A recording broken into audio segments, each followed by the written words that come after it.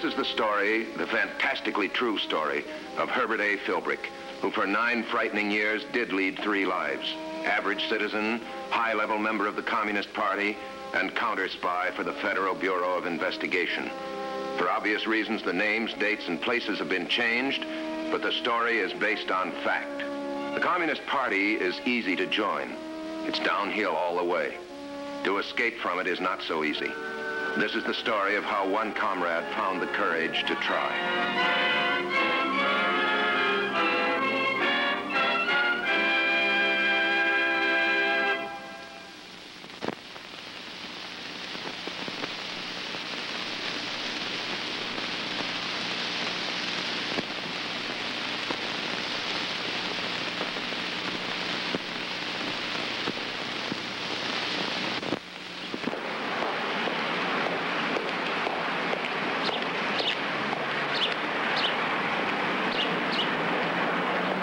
It's a beautiful day, Philbrick. Nice neighborhood, too. Cheerful house. Who'd ever suspect? Well, they never suspect cancer in the glow of health either. But it starts from one new little malignant cell.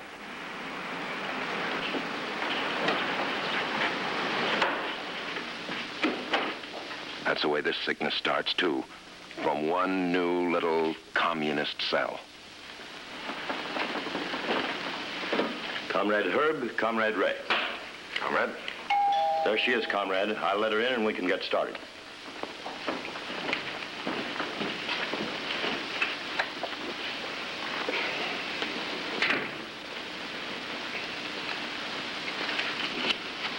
Everyone here? Ready and waiting. If it hasn't already occurred to you, let me preface this conference with the fact that you are a specially selected group, and until further notice, you will devote your time and talents especially to the project I'll explain to you. Soon now, the annual national fundraising campaign to support Free World Movement will be started. Our job is to hamstring that campaign. As you know, Free World Movement is an unofficial, privately operated organization. Its lifeblood is the flow of millions of American dollars donated by misguided citizens. There are several methods to be used in stopping that flow. If there was ever any doubt about the effectiveness of Free World Movement, this erased it. When the commies holler help, they're being hit and it hurts. The same old story. Deceit, slander, and confusion, with a few new gimmicks thrown in. And you, Kenneth, will plant comment unfavorable to Free World Movement that can be accredited to well-known personalities who appear in your magazines. This is source material you will find useful. This applies particularly to your assignment. Comrade Jane, this assignment is too much for me right now. How do you mean? Well, I simply can't do it. It's impossible. My own research work has me snowed under. Maybe I didn't make it perfectly clear just how important. I realize how important it is, Comrade. That's why I felt I should tell you now that I can't do it justice. I just can't. Let me emphasize the fact that we are working on direct orders from very high up as part of a coordinated nationwide drive. Because your part in this work requires subtlety and finesse, does not mean it can be half-hearted or slack. That's right. Because this time they can measure our success or failure exactly in hard cash. Or let's hope in lack of hard cash. It will be better for all if each of us does his job thoroughly and without question. Comrade, can you compile that list of magazines for Comrade Kenneth tonight before 9 o'clock? Yeah, I guess so. Good. Deliver it to the office. What a day. It isn't even over yet.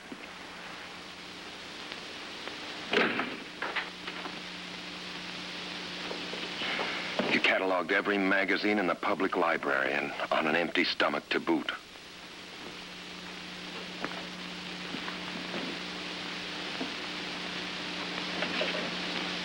What a woman. She can cook, too.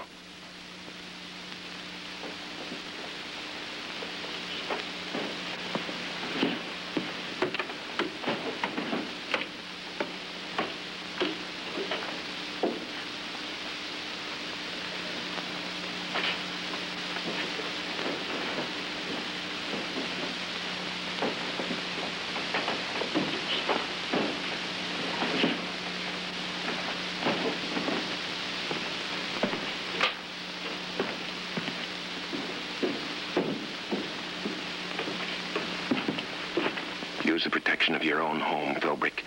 Get off by yourself to the secret room so the comrades won't find out that you write letters to the FBI.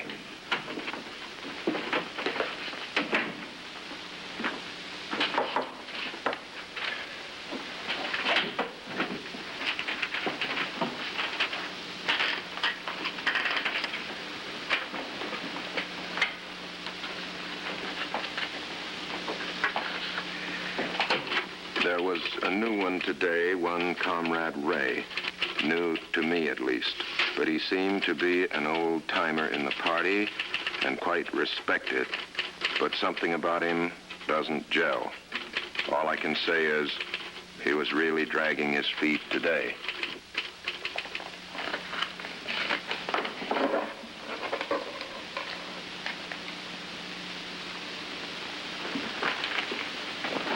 And for good measure, a few other letters saved just for camouflage. What would a mailbox snooper find? The ordinary monthly bills.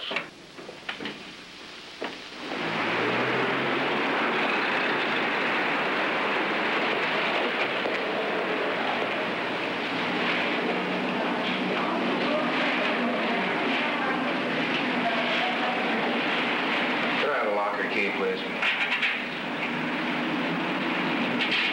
Joe?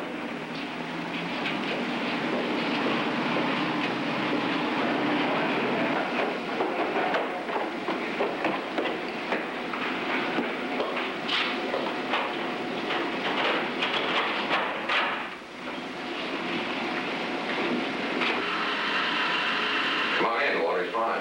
Sit down, we'll sweat it out. Hope you don't mind a little steam, Herb. I'm pre-shrunk, Jerry. Matter of fact, I kind of enjoy this kind of heat. Herb, you may have hooked onto a big one. Your Comrade Ray, I mean, the one who's been dragging his feet. Just how did you mean dragging his feet? Well, he didn't have any enthusiasm. He acted bored, preoccupied. Like it was all old stuff? Yeah, exactly. And what else? Tried to get out of his assignment. How? Well, he claimed that his personal research work had him snowed under. It was impossible for him to give any time. How'd it turn out? Comrade Jane sat on him and he backed down. You know, I don't quite get this, Jerry. I don't want to give you a bum steer. Maybe I'm making a mountain out of a molehill. In this business, Herb, you never know which is which. I sent your description of him to Washington and they shot back a history on him. If it's the same Ray, and we're pretty sure it is, he's held some interesting positions over the years. Especially if he's been a party member all that time. He's a research biologist, and a good one. He's written a dozen or more books, and he's held some important positions in his field. For the party? Well, there's no criminal record against him, but it's a cinch he can fill in an awful lot of the blanks. If he would talk. Yes, if he would talk. Well, I'll do what I can, Jerry, but it's pretty risky business, one comrade pumping another. Now you're jumping the gun, Herb. Now here's the deal, see what you think. It might just be that Comrade Ray has seen the light. He may want out. You think that's why he's dragging his feet? It's not a bad indication, Herb. When's your next meeting? Tonight at 7. Same place? Yeah. Suppose you get a chance to get next to Ray for a while? Easily? Well, as a matter of fact, by stretching a point or two, there's some similarity between our two projects. Suppose I volunteered to work with Ray on this project. That'd be perfect. It'll give you time to look him over for a crack in the concrete. Suppose you can do this without sticking your neck out? My neck's been out so long, I'm almost used to it. See you. Next week, that eminent gentleman will say in a speech that a traitor's still a traitor, even when he comes over to your side. And free world movement will be his primary documented evidence. The speech has already been approved as written. That's excellent. Now there is another Comrade point. Jane, before we go on, there's a suggestion I'd like to make. What is it? Well, I noticed during these reports that there's a similarity between Comrade Ray's project and mine that I don't think we're exploiting. Yes, well? Comrade Ray's work is going to reach the farmers in this area on the individual level. My work is going to reach those same farmers, but through the big manufacturers. What are you getting at? Well, I don't have any specific ideas worked out yet, but I'm sure it'd be mutually advantageous if Comrade Ray and I worked together on this. What's your feeling, Comrade? Well, frankly, the relationship seems a little vague. Well, it's an obvious opportunity to use each one as a lever to help the other. I think he has something. Well, of course, I'm not an advertising man. Perhaps I don't see these things as Do graphically you as... have any real objection to working with Comrade Herb? No. Of course not. It's settled then. You'll work together on this assignment until it's finished. Arrange details yourselves. Between you, I'm sure we can expect big things.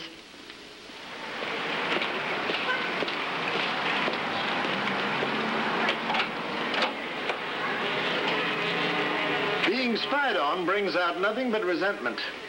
What? Now listen to them. Oh, yeah.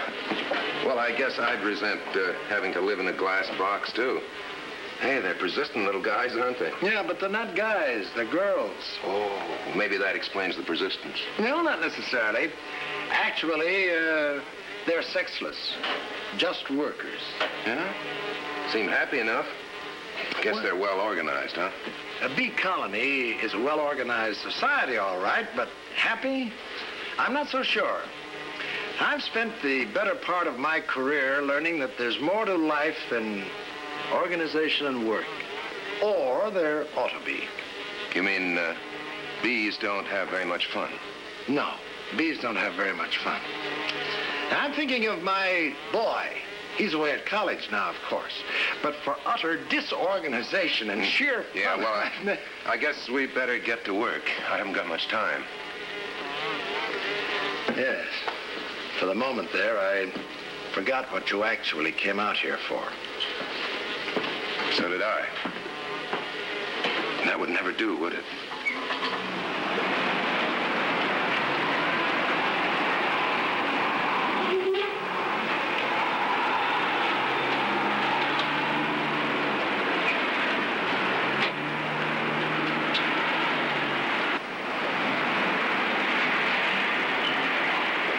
Hello, may I help you?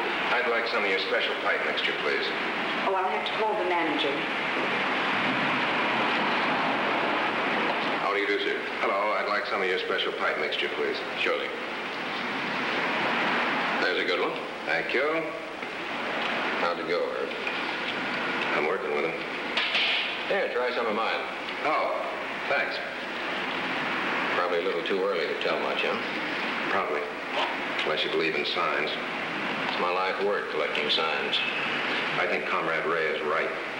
I think he's sick of it, every bit of it. He let me know pretty plainly. Why should he pop off to you? It doesn't tally, Herb. You're one of them. That crack in the concrete you were looking for, Jerry, is there. I saw it. Fine. Now our next step is to find a wedge. Any ideas? Well, let's try it the obvious way. Work with what we've got. Apparently he likes you. Yeah, I think he does. Good. Next time he opens up, make him hate you. Hit him with the party line, Herb. Drive it into that crack and keep driving it. Till it splits wide open. Until it splits wide open. And if this plan works, Herb, it might put you in a pretty tough spot. You mean because I suggested working with him? That's right. Your comrades are experts at cause and effect. They might just figure it.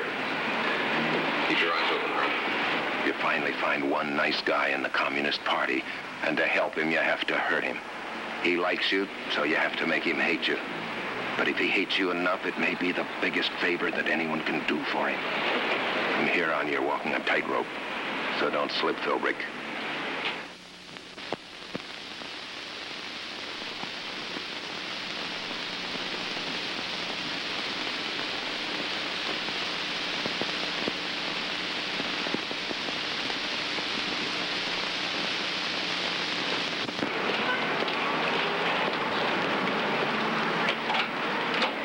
Come in, my friend. Hey, something really smells good around here. It's the clover. Delightful. No wonder the bees like it. Join me in a controlled experiment. Wild weed blossom honey. Not very fancy, but wholesome. Ah, well, we don't need the bourgeois frills, do we, comrade?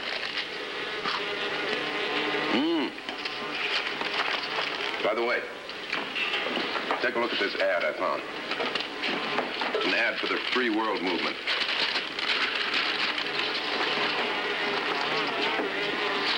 Hit him again. Pour it on.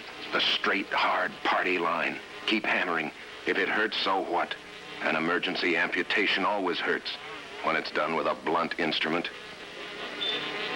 I'm afraid I don't see what you mean. Sure you do, Comrade. Look, if we can arrange to get this article of yours published on the opposite page from this ad, it'll point out to people the obvious half-truths in this free world movement. That's the whole party strategy, to undermine people's confidence in this movement. That's it. Make him work at it. Keep his nose to the proletarian grindstone. All right, Comrade. We really made some progress. I'm glad you think so. Oh, if we keep on like this, we'll soon have the fascist propagandists on the run. That's what you've got to do. Hit them hard and keep on hitting them. Never forget the party line, Comrade. That's the way. Knock him down. Now don't give him a chance to get up.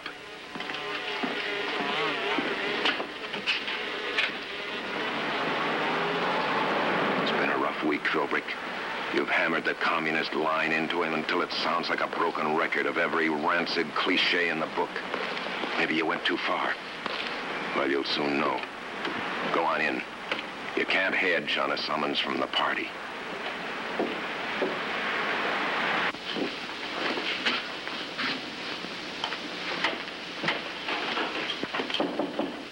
Come in.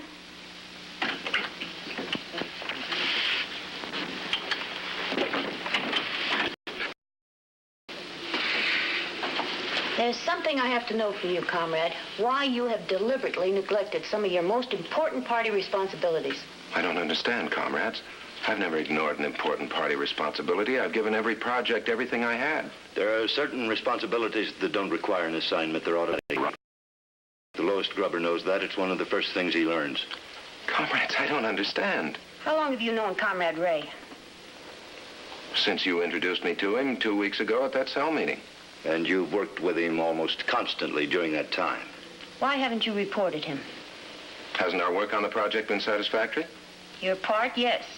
But we've been watching Comrade Ray for some time. It's perfectly obvious you've been carrying him. Why? In fact, you were extremely anxious to work with him in the first place. Strangely anxious, it seems to me. The two assignments dovetailed. They often do. Well, in this case, each half was essential. I felt that by collaborating with him, I could make sure that his half kept pace with mine, to the ultimate benefit of the whole project. Commendable, I'm sure. Still, the question remains.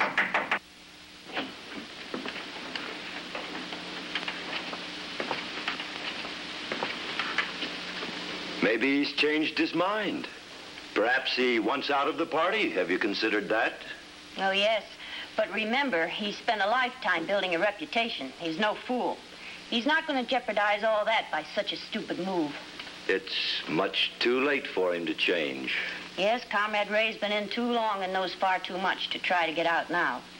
Or be permitted out. And certainly he knows what's happened to some of the others who have tried. Of course, nothing's going to happen to him if he straightens out. Well, we'll wait and see, but we won't wait long.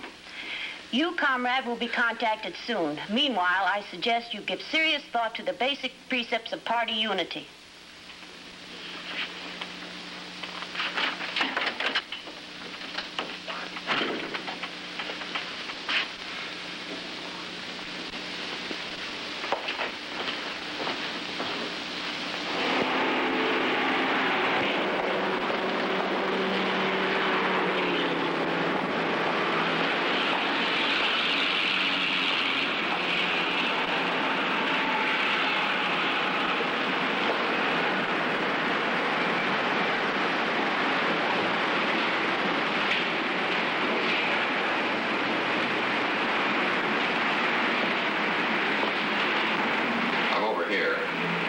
Shove some of that history out of the way. You sounded pretty upset on the phone, Herb. Were you tailed? Yeah, but I lost him. I'm worried about Comrade Ray. What happened? They've threatened him with everything from blackmail to murder. I was there. He's scared, huh? Scared stiff. I'm afraid we may lose him. If it's any comfort to you, we're keeping pretty close tabs on him. So if he does decide to get out... Yeah, but that's just it. For him to get out of the party now would take an enormous amount of courage.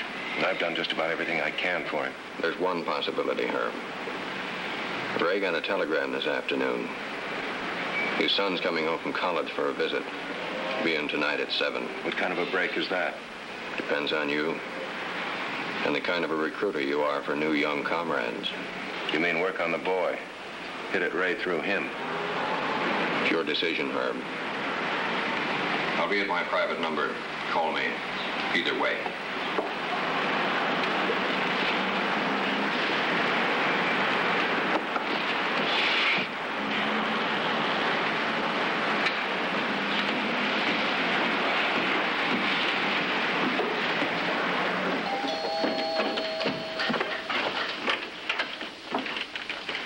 Well, you must be Bill. I'm Herb Philbrick. I'm a friend of your father's. Glad to know you, Mr. Philbrick. Won't you come in? Oh. Thanks. Dad's lying down right now. He's not feeling very well. But I'll tell him you're here. Oh, well, let's let him rest for a while. He's been working pretty hard lately. I ought to know. I've been working with him. Oh, really? Are you a biologist too, Mr. Philbrick? No, I'm in advertising. But your father and I have been working on this, well, kind of a project together. Advertising honey. Dad gets quite a kick out of those darn bees. Yeah. Well, Bill, I suppose you've got your job all picked out for after college? Well, no, I haven't. It's sort of tough to know what to do these days. Yeah, it sure is. Especially with the world situation in such a mess. You know, I can't understand why that is, Mr. Philbrick. Bill, if you don't mind, would you call me Herb? Okay. Herb. It's not too difficult to understand. What you got to remember, Bill, is that there are certain natural laws that are being violated. The natural laws? How do you mean? He's a fine kid, so take it easy. Not enough to hurt him. Just enough so an old-timer like Ray can't miss the signs of the communist line. This has got to work, Philbrick. If Ray does break out, the FBI should be there to run interference for him. I see what you mean. We've talked some economics at our bull session at school, but I sure never looked at it that way before. That's very interesting. I'd like to find out more about it. Hey, then I know just the people you ought to meet, Bill. I'll be glad to introduce you to them. Gee, I'd like that. Why don't I pick you up tomorrow around 10 o'clock? Come on down to the office, and we'll take a look around down there, and then we'll have some lunch. Say that's a date. All right, then after lunch, we'll... Ray. Bill and I have been killing time waiting for you. I didn't know you were here. Oh, that's all right. Bill's been taking great care of me. Got quite a head on his shoulders. You ought to be pretty proud of that boy. I am. I dropped over in the hopes that we could get in a few licks on our project. And I'm not feeling very well tonight. Well, there are a couple of things that really need pinning down, Ray. Well, listen, if I'm in the way, just give me the word. No, you stick around. Maybe you can help us. No, I really can't work tonight. It'll have to wait until tomorrow. What kind of a slave driver am I? Of course it can wait till tomorrow. Good night, Bill. Good night, Herb. See you in the morning for sure. Good. Good night, Ray.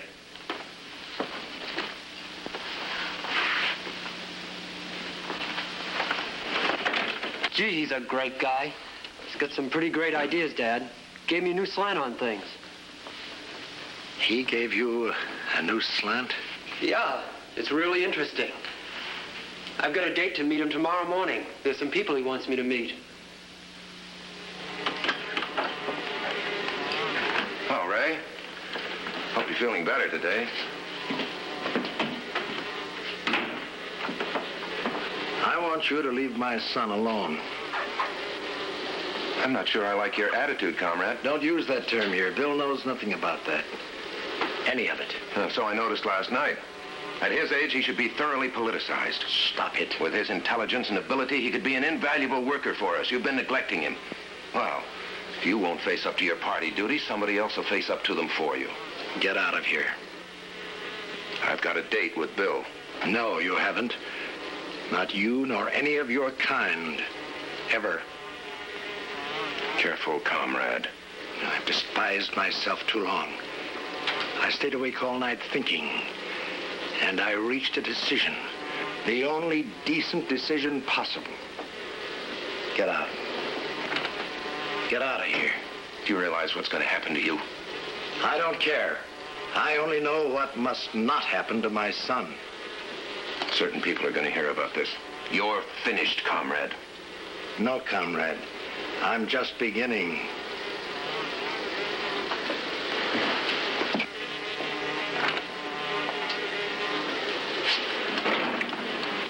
That's right, Ray. Just beginning. That's the wedge in the concrete Dressler was looking for. And we split it wide open. Godspeed, my friend. Godspeed.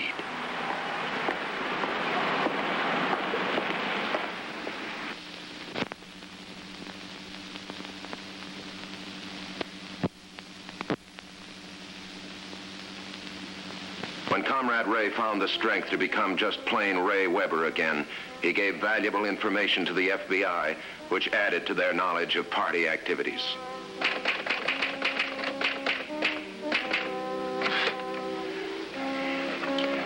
Next week, another story from the files of a man who spent 9 fantastic years as a counter-spy for the Federal Bureau of Investigation.